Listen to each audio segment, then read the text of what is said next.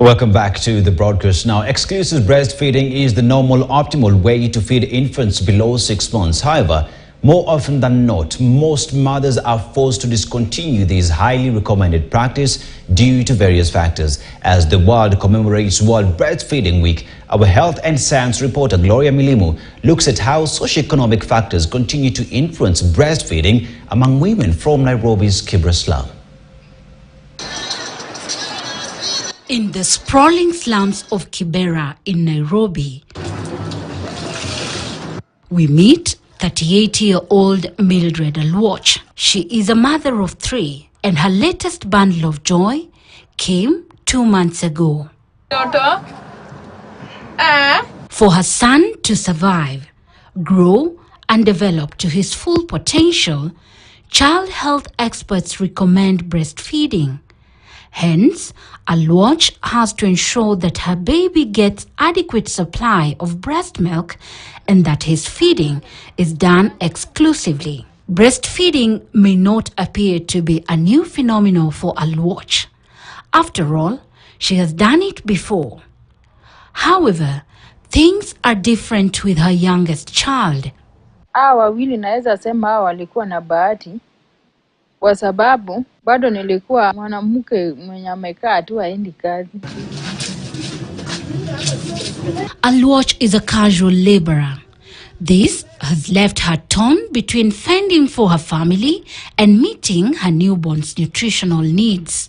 Just like any other ordinary Kenyan, the high cost of living cannot afford her the luxury of staying out of work for long.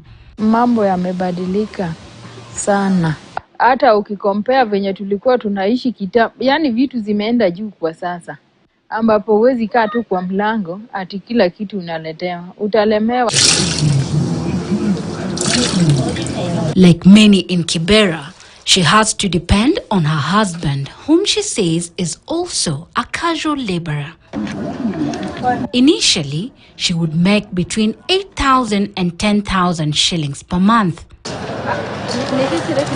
As the cost of basic commodities continues spiking, a healthy diet that plays a critical role in milk production remains a major challenge. Her situation is not different either from Agnes Atieno's. Atieno is also a resident of Kibera. She also has a 5-month-old infant who solely depends on breast milk. In the wake of the high cost of living in the country, mothers like her have to find alternative ways to supplement their diet in order to ensure adequate milk production. Tambo ilikuwa naweza pata hata maziwa, chai ya maziwa, ama nipate hata kuchange diet vizuri, hata nyama, kitukaa hizo. Sasa umejua imereduce. According to nutritionists, the nutrients present in breast milk come from the diet of the mother or from her nutrient reserves. Most of the time we'll find a child who has not been exclusively breastfed, they can have cases of diarrhea and pneumonia as compared to those who have been breastfed. For the lactating mothers, the benefits of breastfeeding also go a long way in protecting them against the risk of breast and ovarian cancer. Whereas breastfeeding is considered one of the most effective ways to ensure a child's health and survival, for women like Alwatch and Atieno, this process is often influenced by a myriad of factors. One of the major challenges women who work face is managing their career and their baby's breastfeeding needs. The situation is not different either for those in the informal employment sector. One can say the cost of living is high, but now we teach them on food security, especially is majorly of concern because the little that they have, they budget with. As inflation and food prices continue rising, economic forecasts are grim. Interventions to promote optimal breastfeeding practices in the country remain under threat. It is indeed a tough call for mothers in urban slums where over 1/3 of children reside in Kenya. Experts say the prevalence of exclusive breastfeeding has increased by 10% to 48% globally. However, in order to reach the global 2030 target of 70%, the barriers women face to achieve their breastfeeding goals must be addressed. Sisi kama watu wa kufanya vibarua, naona wadozi wetu inafaa waruhusu. So long as umejifungua na mtoto amefikisha tuseme hata kama ni 3 months, iko afadhali. Unaweza beba huyo mtoto wako na uende nayo kazini.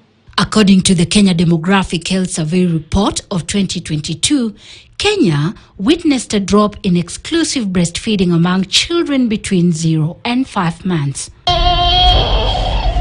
According to the Kenya Demographic Health Survey report of 2014, this is a drop from the initial 61%. The trajectory, according to child health experts, predisposes both mothers and children to health risks and remain a major barrier to realization of the 2030 targets. Experts argue that breastfeeding is the ultimate child survival and development intervention. Therefore, there is need to ensure supportive breastfeeding environment for all working mothers, including those in the informal sector, by ensuring they have access to regular breastfeeding breaks and facilities that enable mothers to continue breastfeeding their children.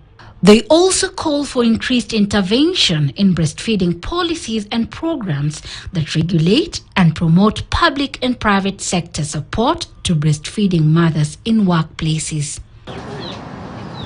Gloria Milimu, KTN News. In sports, the 7